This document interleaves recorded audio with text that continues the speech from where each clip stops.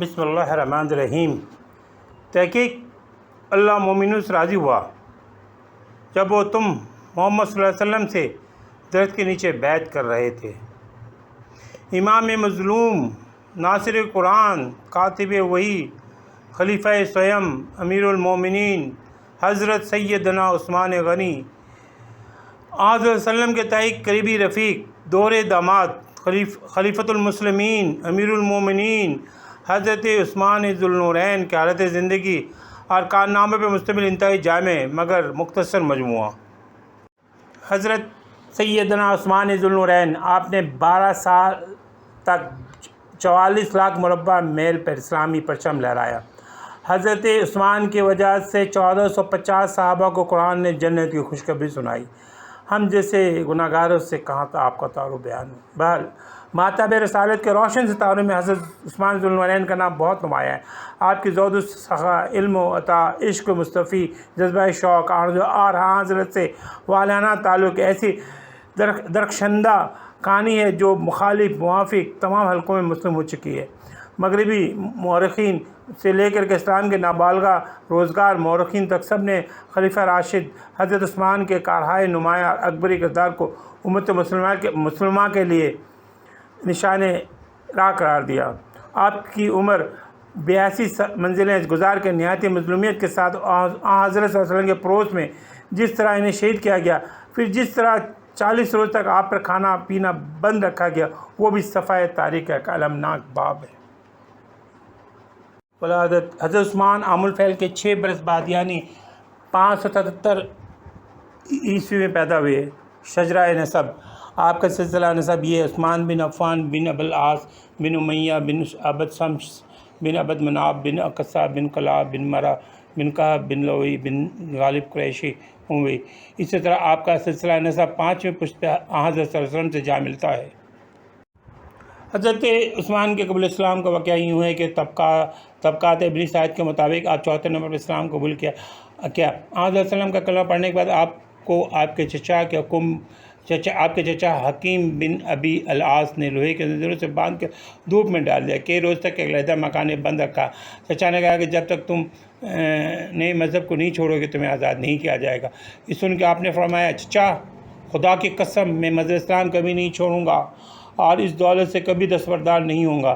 چنانچہ حکیم بن ابی العاص نے آپ کو مجبور ہو کے آزاد کر دیا۔ حضرت صلی اللہ علیہ وسلم کے ساتھ قرابت داری، اگرچہ حضرت عثمان کا تعلق بنو امیہ سے تھا اور حضرت صلی اللہ علیہ وسلم بنو ہاشم سے تعلق رکھتے تھے، تاہم قریش کے ان دونوں عظیم خاندانوں اور قبیلوں میں علیحدہ کچھ اختلافات کے باوجود حضرت عثمان بھی حضور صلی اللہ علیہ وسلم کے قریبی رشتہ دار تھے اور بعد میں رشتہ داری اور بھی مضبوط ہوئی۔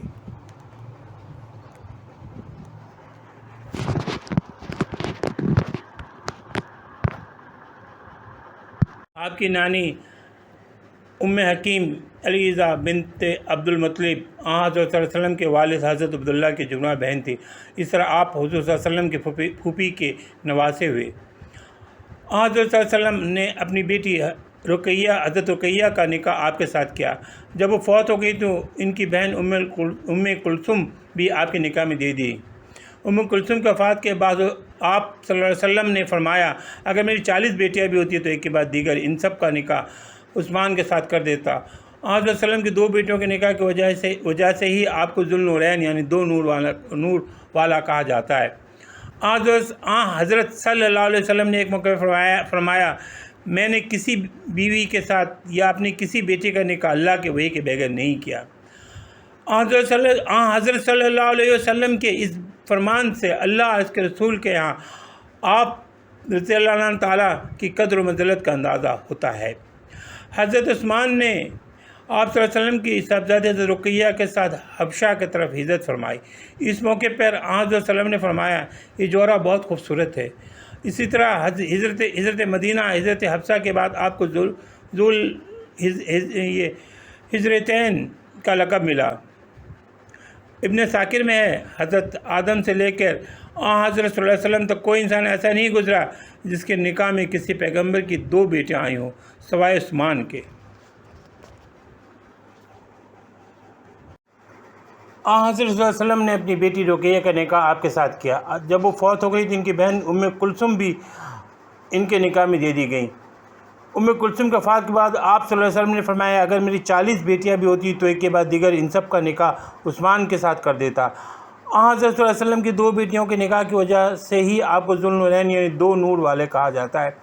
حضرت صلی اللہ علیہ وسلم نے ایک موقع فرمایا میں نے کسی بیوی کے ساتھ یا اپنی کسی بیٹی کا نکاح اللہ کے وحی کے بغیر نہیں کیا۔ حضرت صلی اللہ علیہ وسلم کے اس فرمان سے اللہ اس کے رسول صلی اللہ علیہ وسلم کے یہاں آپ کی قدر و منزلت کا اندازہ ہوتا ہے۔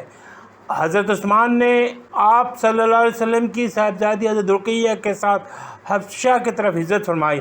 اس موقع پہ حضرت صلی اللہ علیہ وسلم نے فرمایا یہ جوڑا بہت خوبصورت ہے۔ اسی طرح ہجرت مدینہ اور ہجرت حبشہ کے بعد آپ کو ذو الہجرتین کا لقب دیا گیا۔ ابن عساکر میں ہے کہ حضرت آدم سے لے کے حضرت صلی اللہ علیہ وسلم تک کوئی انسان ایسا نہیں گزرا جس کے نکاح میں کسی پیغمبر کی 2 بیٹیاں آئی ہوں سوائے عثمان کے۔ حضرت رقیہ کے بدن سے آپ کے ہاں ایک لڑکا عبداللہ پیدا ہوا۔ عبداللہ کے بارے میں ایک روایت ہے کہ وہ 8-10 سال کی عمر میں مرغ کی چونچ کے زخم سے وفات پا گیا۔ ایک دوسری روایت ہے کہ مطابق یہ عبداللہ جنگ یرموک میں شہید ہوا۔ اس نے کارہائے نمایاں انجام دیے۔ اس طرح حضرت صلی اللہ علیہ وسلم کے نواسے دین اسلام کی ایک بڑی جنگ میں بہادری کے جوہر دکھاتے ہوئے شہید ہو گئے۔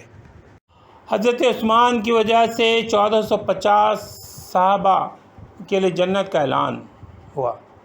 امام ترمذی حضرت انس سے روایت کرتے ہیں کہ بیعت رضوان کے موقع پہ حضرت عثمان حضور صلی اللہ علیہ وسلم کی طرف سے سفیر بن کر کے مکہ گئے۔ خبر مشہور ہو گئی کہ عثمان رضی اللہ عنہ تعالیٰ شہید کر دے گے۔ آپ صلی اللہ علیہ وسلم نے فرمایا کون ہے جو عثمان کا بدلہ لینے کے لیے میرے ہاتھ پہ بیعت کرے۔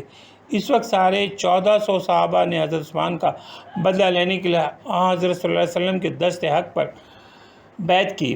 اس بیعت کے بعد خدا کی طرف سے درجی الفاظ میں ان خوش نصیب صحابہ کے لیے رضامندی کا اعلان کیا گیا۔ ارشاد ہوا بے شک اللہ تعالیٰ ان مومنین سے راضی ہو گیا جنہوں نے اے پیغمبر درخت کے نیچے بیٹھ کے آپ کے ہاتھ پہ بیعت کی۔ خدا ان کے قلوب کو جانتا ہے، پس اس نے طمانینت اور سکون اتارا ان پر، اور فتح ان کے لیے بہت قریب ہے۔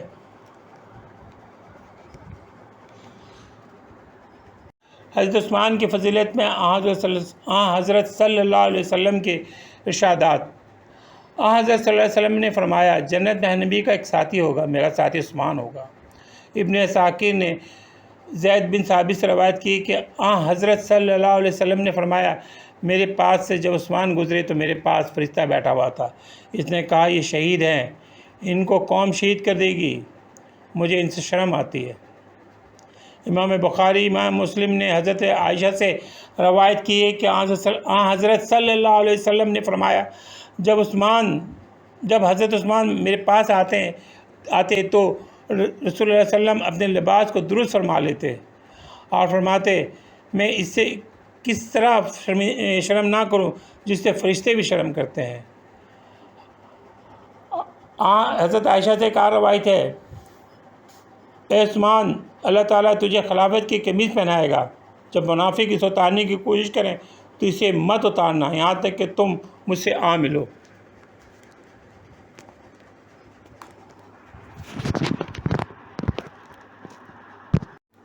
چنانچہ جس روز آپ کا محاصرہ کیا گیا تو آپ نے فرمایا مجھ سے حضور صلی اللہ علیہ وسلم نے عہد لیا تھا، چنانچہ اس پر قائم ہوں اور صبر کر رہا ہوں۔ حضرت ابو ہریرہ سے روایت ہے کہ حضرت صلی اللہ علیہ وسلم کے حکم کے مطابق حضرت عثمان نے 2 مرتبہ جنت خریدی، ایک مرتبہ رومہ خرید کے، دوسری مرتبہ جنگ تبوک میں 1000 اونٹ دے کر کے۔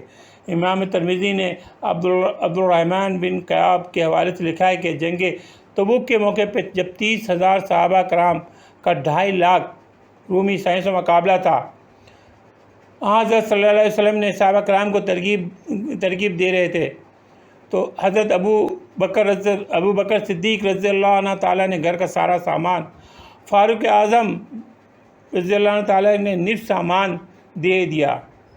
حضرت عثمان بن عفان نے عرض کیا کہ میں 200 اونٹ سامان لدے لاد کے دیتا ہوں، 200 اونٹ سامان لدے ہوئے دیتا ہوں۔ آپ صلی اللہ علیہ وسلم نے دوبارہ ترغیب دی حضرت عثمان پھر اٹھے، میں نے کہا کہ میں 300 اونٹ پھر دیتا ہوں۔ آپ صلی اللہ علیہ وسلم نے پھر ترغیب دی، آپ پھر بولے کہ میں 200 اونٹ پھر دیتا ہوں۔ آپ صلی اللہ علیہ وسلم نے پھر ترغیب دی تو حضرت عثمان نے چوتھی بار بولے کہ میں 200 اونٹ اور 1000 اشرفیہ اور دیتا ہوں۔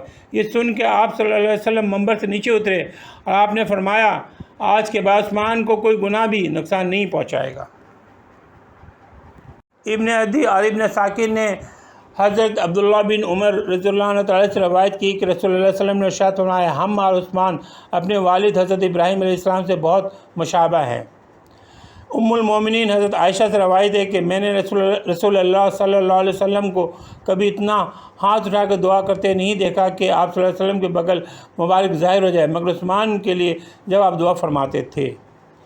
حضرت سعد سے روایت ہے کہ میں نے رسول اللہ علیہ وسلم کو دیکھا اول شب سے طلوع فجر تک ہاتھ اٹھا کر عثمان کے لیے دعا فرماتے رہے۔ آپ صلی اللہ علیہ وسلم فرماتے تھے اے اللہ میں عثمان سے راضی ہوں، تو بھی راضی ہو جا۔ ایک اور روایت میں کہ آپ صلی اللہ علیہ وسلم نے فرمایا اللہ تعالیٰ نے تیرے پچھلے تمام گناہ معاف کر دیے جو تجھ سے ہو چکے ہیں یا قیامت تک ہوں گے۔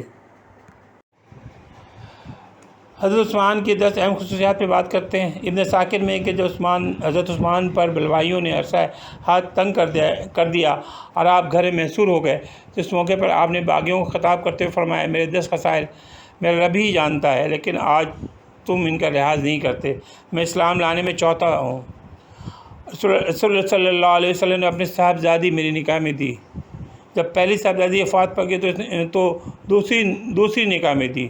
میں نے پوری زندگی کبھی گانا نہیں سنا، میں نے کبھی برائی کی خواہش نہیں کی۔ جس ہاتھ سے حضور صلی اللہ علیہ وسلم سے بیعت کی اس ہاتھ کو آج تک نجاست سے دور رکھا، حتیٰ کہ میں غسل خانے میں بھی کبھی ننگے بدن غسل نہیں کیا۔ جب سے اسلام لایا ہوں کوئی جمعہ ایسا نہیں گزرا کہ میں نے غلام آزاد نہ کیا ہو۔ اگر کسی جمعہ کو میرے پاس غلام نہیں ہوا تو اس کی قضا ادا کی۔ عہد جاہلیت اور عہد اسلام میں نے کبھی زنا نہیں کیا، نہ ہی کبھی چوری کی۔ میں نے عہد رسالت میں پورا قرآن حفظ کیا۔ حضرت عثمان رضی اللہ عنہ تعالیٰ کی خانگی اور ازدواجی زندگی۔ خلیفہ سویم نے 9 شادیاں کیں، آپ کے 10 بیٹے اور 7 بیٹیاں تھیں۔ آپ کی سب سے پہلی شادی دختر رسول صلی اللہ علیہ وسلم حضرت رقیہ رضی اللہ عنہ تعالیٰ سے ہوئی۔ ان کے انتقال کے بعد دوسری صاحبزادی حضرت ام کلثوم رضی اللہ عنہ تعالیٰ سے، ان کے بعد فاختہ بنت عزوان بن جابر سے ہوئی۔ دیگر ازواج میں ام عمر و بنت جندب، فاطمہ بنت ولید، اسماء بنت ابی جہل، ملکہ بنت اینیا، رملہ بنت شیبہ، نائلہ بنت فرافسہ کا نام طبری اور انصاب الاشرف میں بلا زری نے نقل کیا ہے۔ اولاد میں عبداللہ الاکبر، عبداللہ الاصغر، عمرو، ابان، خالد، عمر ولید، سعید مغیرہ، عبد الملک، ام سعید، ام ابان، ام امرہ، عائشہ، ام البنین، مریم صغریٰ اور ام خالد کا نام تاریخ میں محفوظ ہے۔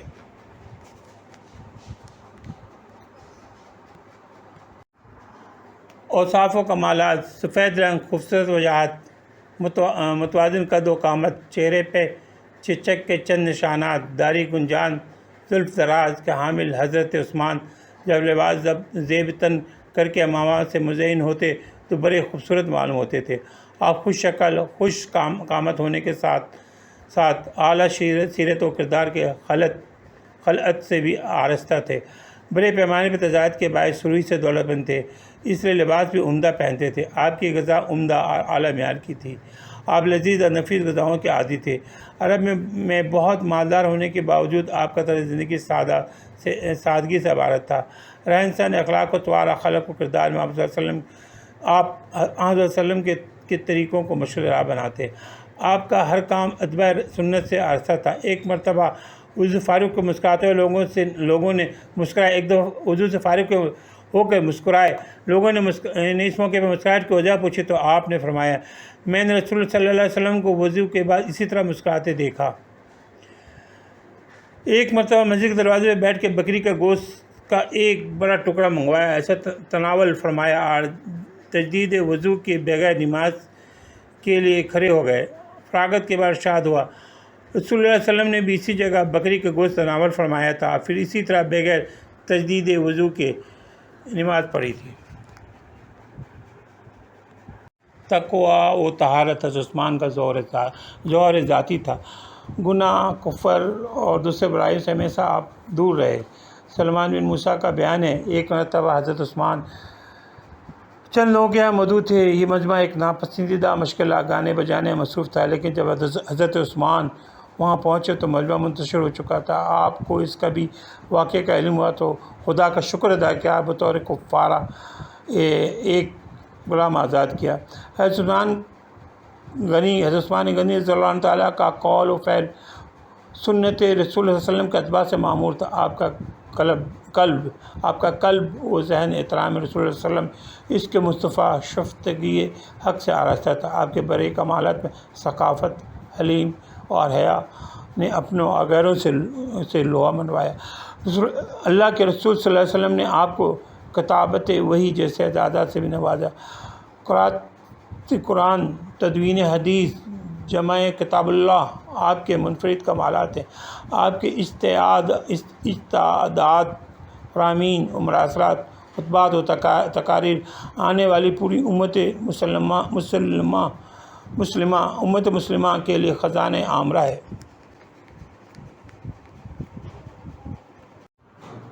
خلیفہ راشد حضرت عثمان رضی اللہ عنہ تعالیٰ کا طرز حکومت۔ تیسرے خلیفہ حضرت عثمان ذو النورین کا دور 12 سال پر محیط ہے۔ اس عہد میں کابل سے لے کر مراکز تک وسیع و عرض خطہ اسلام کے سائے عافیت میں رہا۔ شرافت و حیا بے نفسی آپ کا سرا امتیاز تھا۔ خلفاء میں آپ کو سادہ مزاجی، عاجزی، فروتنی میں اعلیٰ مقام حاصل تھا۔ سب سے زیادہ مالدار ہونے کے باوجود آپ کا اعلیٰ اخلاق، خدا ترسی اور حسن سلوک ضرب المثل بن گیا تھا۔ دولت و ثروت اور مال و جائیداد میں سب سے پہلے ہونے کے باوجود جب خلافت کا بارگاہ آپ کے کاندھے پہ آیا تب بھی آپ کی خشیت الہی، تقویٰ اور عبادات گزاری میں فرق نہ آیا۔ اسلامی حکومت کی ذمہ داریوں کی وجہ سے آپ تجارتی سرگرمیاں جاری نہ رکھ سکے۔ اس طرح ذرائع آمدنی محدود ہو گئی۔ ادھر دریا دلی اور فیاضی اور سخاوت میں کوئی فرق نہ آیا۔ اس طرح آہستہ آہستہ دولت کی فراوانی ختم ہو گئی۔ ان حال کو سمجھنے کے لیے حضرت عثمان کا ایک قول ملاحظہ ہو، جس سے قاضی ابو یوسف نے کتاب الخراج میں نقل کیا ہے۔ آپ فرماتے ہیں، جس وقت میں نے منصب خلافت قبول کیا میں پورے عرب میں اونٹوں اور بکریوں کا سب سے زیادہ مالک تھا۔ آج میرے پاس حج کے 2 اونٹوں کے سوا 1 اونٹ اور 1 بکری بھی نہیں ہے۔ عظیمیت کا یہ راستہ تھا جس پہ چل کے حضرت عثمان رضی اللہ تعالیٰ نے 44 لاکھ مربع میل کے وسیع علاقے پر اسلامی سلطنت قائم کی۔ ہمارے حالات پر غور کیا جائے تو معاملہ سارا برعکس نظر آتا ہے۔ یعنی ایک چھوٹے سے چھوٹے عہدے والا انسان کی سب سے پہلی خواہش ہوتی ہے کہ جس طرح بھی ممکن ہو دولت جمع کرے۔ ناجائز ذرائع سے جائیداد بنانا، بینک بیلنس رکھنا، پلاٹ اور کوٹیاں تعمیر کرنا اس کی اولین ترجیحات ہیں۔ پٹواری یا تحصیلدار سے لے کے وزیر تک ہر شخص رشوت، دھوکہ، فریب اور خیانت کے سارے ریکارڈ توڑ کے راتوں رات امیر بننے کا خواب دیکھتا ہے۔ حصول زر کے لیے تن من دھن لٹا دیتا ہے۔ وہ اپنے فرائض منصبی بھول کر صرف ذاتی منفعت کو مقدم رکھتا ہے۔ منتخب اراکین اسمبلی میں ایسے لوگ بھی موجود ہوتے ہیں جو انتخاب میں خرچ کی ہوئی رقم جمع کرنا سب سے اہم فریضہ خیال کرتے ہیں۔ عہد حاضر میں ایک محلہ اور وارڈ کے کونسلر سے لے کے قومی اسمبلی کے رکن تک ہر شخص قومی مفاد پہ ذاتی مفاد اور قومی توانائی کے بجائے ذاتی توانائی کے ہر عربہ استعمال کرتا ہے۔ لیکن جس محمدی شریعت اور خلافت راشدہ کا ہم ذکر کر رہے ہیں، یہاں پورے 50 سالہ دور میں ایک واقعہ بھی ایسی خیانت اور ناہمواری کا نظر نہیں آتا۔ ہمارے یہاں چھوٹا طبقہ تو اپنے ملک ہی سے اپنا ذاتی مفاد وابستہ رکھتا ہے، لیکن اعلیٰ حکمراں سوئٹزرلینڈ کے بینکوں، اعلیٰ تجارتی ٹھیکوں، اسلحے خرید و فروخت کے ذریعے قومی دولتوں کا اربوں روپیہ خرد و برد کر کے قوم و ملک کے لیے کے خادم کہلواتے ہیں کہ ممالک کے حکمراں ان غیر ملکوں میں شاندار بنگلے پرشکوہ محلات کارخانے تعمیر کر کے اپنے غریب اور پسماندہ قوم کا منہ چڑھاتے ہیں۔ حضرت عثمان کا درخشندہ دور ان ساری خرافات سے کوسوں دور تھا۔ غلط فہمی یا کج روی کے باعث بعض قلم کاروں نے حضرت عثمان کے دور کو ایسے واقعے پر بھی تن کیا ہے جس میں آپ نے بعض اقارب کی رقم عطا کی تھی، لیکن تمام کتابوں میں اس کی بھی تشریح موجود ہے کہ حضرت عثمان نے جس کو بھی رقم دی وہ اپنے ذاتی جائیداد سے دی۔ انہوں نے 12 سال تک قومی خزانے سے خود تنخواہ کا 1 روپیہ حاصل نہیں کیا۔ خلافت اسلامیہ کا یہ وہ اعزاز ہے جس میں جتنا بھی رشک کیا جائے کم ہے۔ اب کچھ حضرت عثمان کے غذا لباس پہ بات کی جائے۔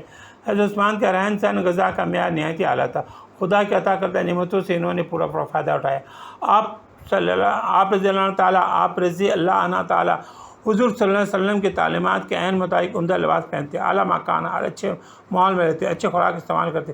یہ سب کچھ ان کے ذاتی مال سے خرچ ہوتا۔ حضرت عمرو بن امیہ زمری کا بیان ہے، میں شام کے وقت حضرت عثمان کے ساتھ خزیرہ عربوں کے سب سے عمدہ خوراک کھایا کرتا تھا۔ اس جیسا خزیرہ میں نے کبھی نہیں دیکھا۔ اس میں بکری کا کلیجہ، دودھ اور گھی استعمال ہوتا ہے۔ امیر المومنین نے مجھ سے پوچھا طعام کیسا ہے؟ میں نے عرض کیا یہ تو بہت عمدہ ہے، میں نے ایسا کھانا کبھی نہیں کھایا۔ آپ نے فرمایا خدا کی قسم میں مسلمانوں کے مال سے نہیں کھاتا، میں اپنے مال سے کھاتا ہوں۔ اب میں بوڑھا ہو گیا ہوں، میں ہمیشہ اچھی غذا کھاتا ہوں۔ مشہور اسلامی مورخ امام محمد بن سعد طبقات میں لکھتے ہیں، وہ آپ اچھے کپڑے استعمال کرتے تھے لیکن ان میں تکلفات کا دخل نہیں ہوتا۔ ایسے کپڑوں سے نہایت ہی پرہیز کرتے تھے جن سے مزاج میں غرور، تکبر، نخوت اور خود بینی کا مادہ پیدا ہو۔ عرب کا خالص لباس جو رومی عمرہ پہنتے تھے آپ نے کبھی استعمال نہیں کیا، نہ اپنی بیویوں کو پہننے دیا۔ تمام عمر پاجامہ نہیں پہنا، صرف شہادت کے وقت سطر کے خیال سے پہن لیا۔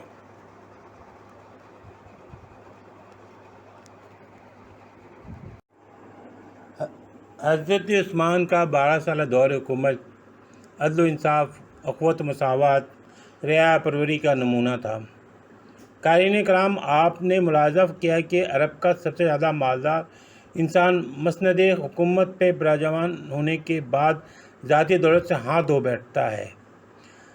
جس شخص کے دریا سخاوت سے ہر خستہ حال سیراب ہوتا رہا، وہ اگر کسی کو ذاتی مال سے نفع پہنچاتا ہے تو مغرب زدہ بعض مورخین اور سیاست سے آلودہ بعض قلم کار اسے بھی تن کا نشانہ بناتے ہیں۔ بالآخر وہ صاحب عزیمت اس حال کو پہنچا کہ اونٹوں اور بکریوں کے بڑے بڑے ریوروں میں صرف ایک اونٹ اس کے پاس رہ گیا۔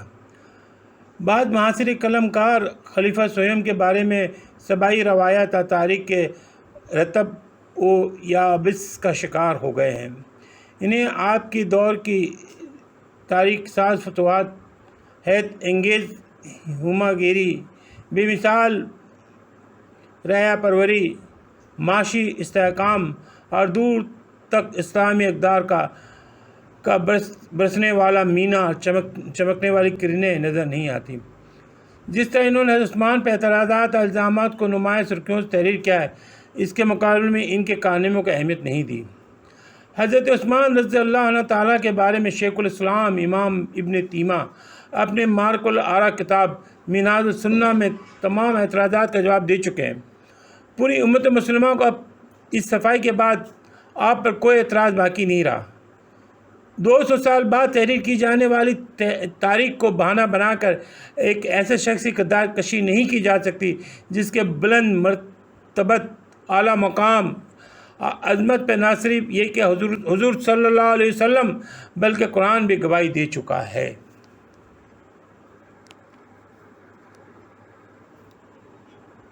خلافت راشدہ کا یہ اعزاز بھی کچھ کم نہیں کہ پہلا خلیفہ متوسط طبقے کا چشم چراغ ہے، لیکن آخری وقت میں وہ پرانے کپڑوں کے کفن پہنانے کا حکم دیتا ہے تاکہ اچھے کپڑے غریبوں کے کام آ جائیں۔ دوسرا خلیفہ معاشی طور پہ اتنا مستحکم نہ تھا، لیکن وہ بھی سال بھر میں صرف 5,000 درہم وصول کرتا ہے۔ یہی سالانہ آمدنی اس شخص کے حصے میں آتی ہے۔ حضرت عثمان نے تمام صوبے کے گورنر، قاضی اور اراکین دولت کی چھان پھٹک کر کے نہایت ہی زیرک اور محنتی حاکم مقرر کیے۔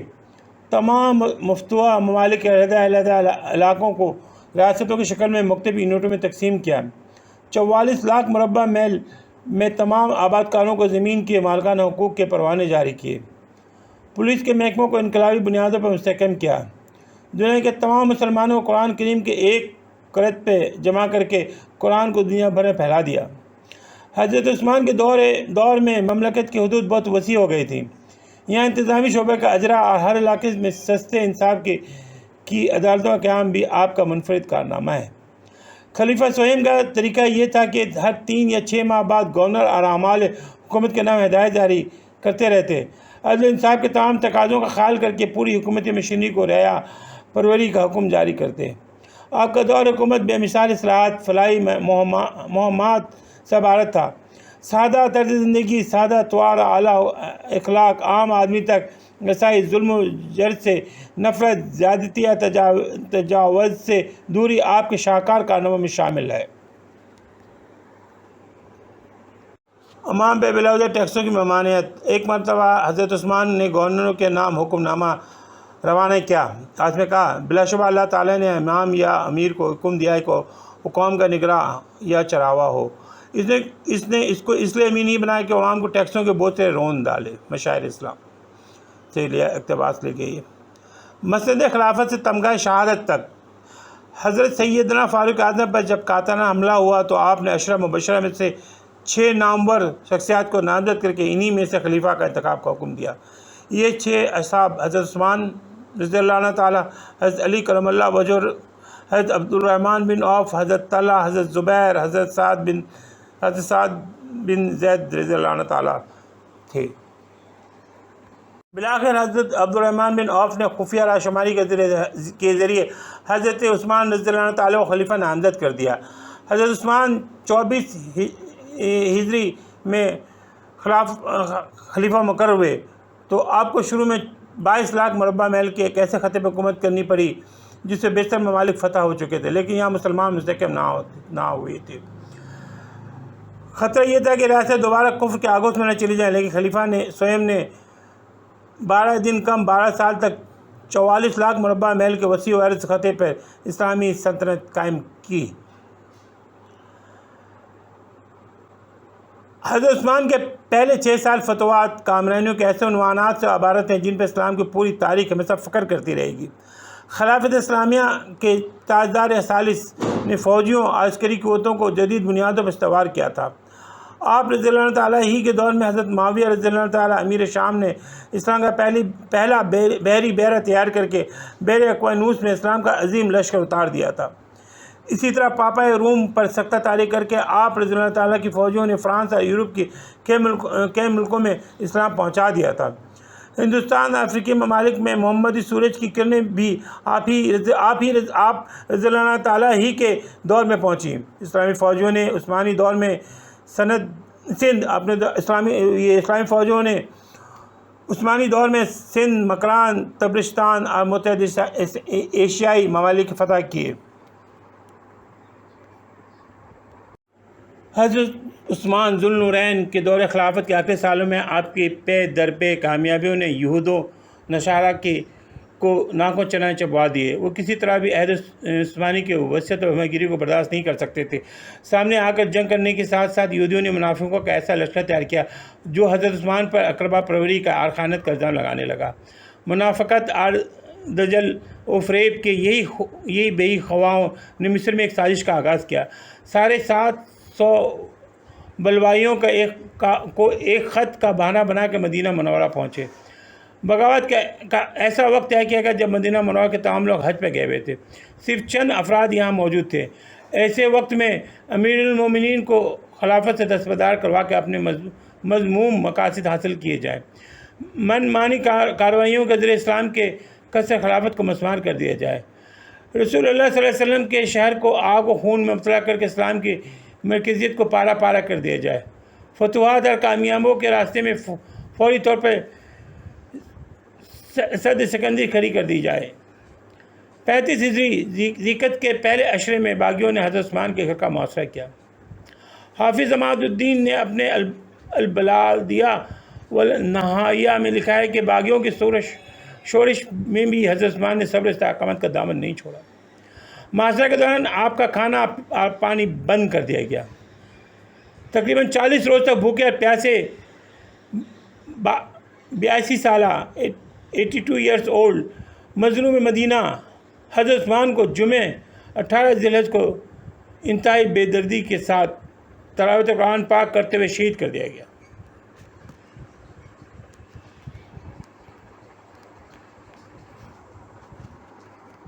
شہادت پہ سیدہ عائشہ صدیقہ کا ارشاد۔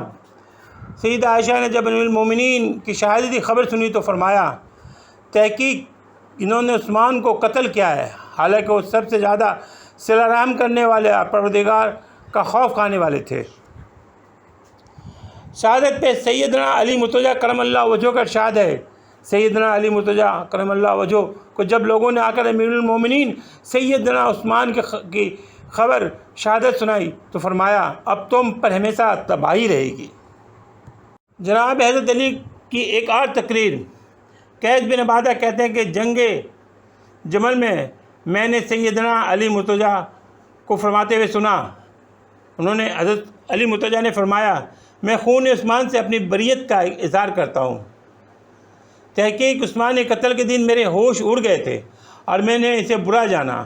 میرے پاس لوگ بیعت کرنے آئے تو میں نے خدا کی قسم مجھے شرم آتی ہے کہ ایسے کون سے بیعت لوں جس نے عثمان کو قتل کیا ہے، ایسی حالت میں کہ عثمان دفن بھی نہ ہوئے ہوں۔ اس کے بعد لوگ چلے گئے، پس پھر لوٹ آئے اور پھر مجھ سے بیعت کا سوال کیا۔ میں نے کہا، یا الہی، ابھی میں اس کام کا ضرورت بھی نہیں کر سکتا، میں اس کام کی ضرورت کرنے سے بھی ڈرتا ہوں۔ پھر لوگ مزید ہو کر آئے تو میں نے بیعت لے لی۔ انہوں نے مجھے یا امیر المومنین کہا۔ انہوں نے کہا تو صحیح، مگر اس خطاب نے میرے دل کو چاک کر دیا۔ میں نے کہا، خدایا کچھ بھی ہو تو عثمان کو مجھ سے راضی کر دے۔ سیدنا عثمان کے بارے میں دیگر اصحاب کا اقوال۔ سیدنا انس ابن مالک کا قول ہے کہ عثمان ذوالنورین کی زندگی میں اللہ کی تلوار میان میں تھی، لیکن آپ کی شہادت کے بعد میان سے ایسے نکلے کہ اب قیامت تک برہنہ رہے گی۔ سیدنا سمرہ کا قول ہے کہ اسلام حسین و حسین میں تھا، مگر قتل حسین سے اس میں ایسا رکھنا پڑا کہ اب قیامت تک بند نہ ہوگا۔ انہیں قتل سے خلافت مدینہ ایسی نکلی کہ اب واپس نہیں آئے گی۔ امام محمد بن سیرین رحمۃ اللہ علیہ کا قول ہے کہ سیدنا عثمان کی شہادت کے بعد فرشتوں نے میدان جنگ میں مسلمانوں کی آنت ترک کر دی۔ قاسم بن امیہ نے آپ کو شہادت پر ایک شعر میں مرثیہ کہہ دیا۔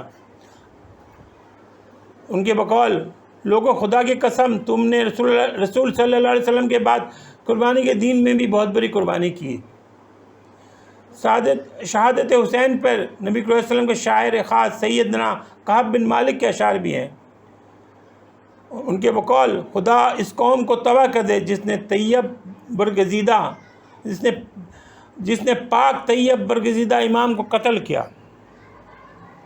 خدا اس قوم کو تباہ کر دے جس نے پاک طیب برگزیدہ امام کو قتل کیا۔ وہ کسی گناہ کی آلودگی سے قتل نہیں کیا گیا، بلکہ لوگوں نے ان کے خلاف خود جھوٹی باتیں بنائیں جن کی کوئی اصل نہ تھی۔ ملک شعرا اور دربار نبی کے شاعر سیدنا حسان بن ثابت فرماتے ہیں، جو خالص موت دیکھنے کا آرزومند ہو کہ اس میں کسی چیز کی آمیزش نہ ہو، اس کو چاہیے عثمان کے گھر جائے۔ لوگوں نے اس شخص کو ذبح کر ڈالا جس کے پیشانی میں سجدہ کے نشان تھے اور تمام سب نماز اور تلاوت قرآن میں گزار دیا کرتا تھا۔ مسلمانوں صبر کرو، تم پر میری ماں اور بھائی فدا ہوں، بے شک مصیبت کے وقت نفع صرف صبر میں ہے۔ تم ضرور ان کے شہروں میں تخت و تاراج کی خبر سنو گے، آج اللہ اکبر کے ساتھ انتقام کے نعرے سنو گے۔ امام الشہبی علی رحمۃ اللہ کا قول ہے کہ امیر المومنین سیدنا عثمان کی شہادت پر کعب بن مالک کے نظر سے بہتر میں نے کسی کے اشعار نہیں سنے۔ وہ فرماتے ہیں، اردو ترجمہ آپ کی خدمت پیش کر رہا ہوں، اس نے اپنے ہاتھ روک کر دروازہ بند کر لیا اور یقین کر لیا کہ خدا غافل نہیں ہے۔ انہوں نے اپنے گھر والوں سے کہہ دیا ہے کہ دشمنوں کو قتل نہ کرو، خدا اس کو معاف کرے گا جو مسلمانوں کو قتل نہیں کرتا۔ پھر تم نے دیکھ لیا کہ خدا نے ان پر کیسی مصیبت نازل کی، یعنی باہمی الفت کے بعد باہمی بغض و عداوت میں مبتلا ہو گئے۔ تو نے دیکھ لیا کہ عثمان کے بعد بھلائی لوگوں سے کیوں کر پیٹ پھیر کر چل لی، گویا آندھی تھی کہ آیا نکل گئی۔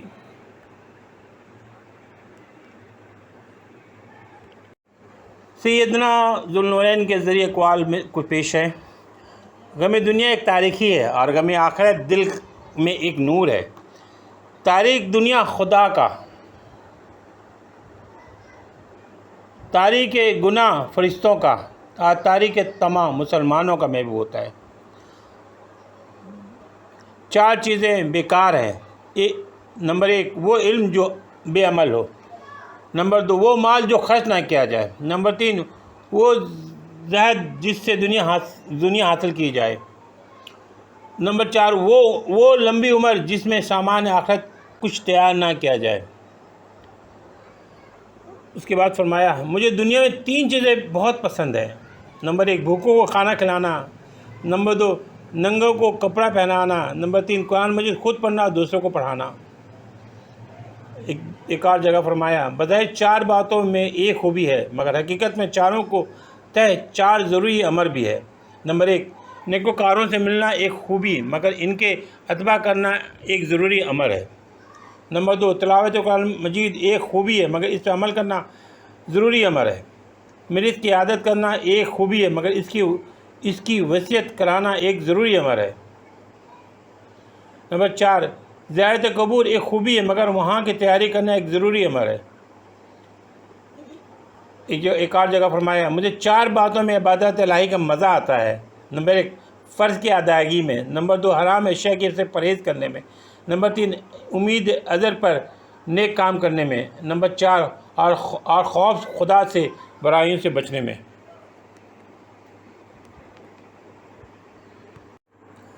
متقی کے 5 علامتیں، ایسی شخص کی صحبت میں رہنا جس سے دین کی اصلاح ہو، نمبر 2 شرمگاہ اور زبان کو قابو میں رکھنا، نمبر 3 مسرت دنیا کو وبال خیال کرنا، نمبر 4 شبہات کے خوف سے حلال سے بھی پرہیز کرنا، نمبر 5 بس ایک نئی ہلاکت میں پڑا ہوا ہوں۔ مزید ایک جگہ فرمایا، یہ چیزیں بیکار ہے۔ نمبر 1 عالم جس سے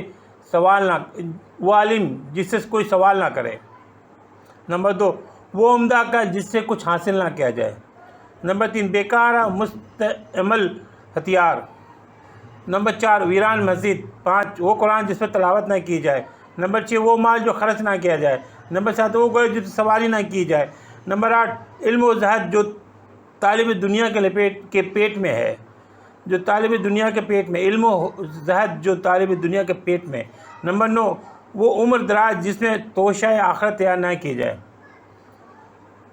اللہ تعالی ہمیں سیدنا عثمان غنی کے نقش پا پر چلنے کی توفیق عطا فرمائے، اور اللہ تعالی ہمیں ان کی باتوں پہ عمل کرنے کی توفیق پائے، آمین۔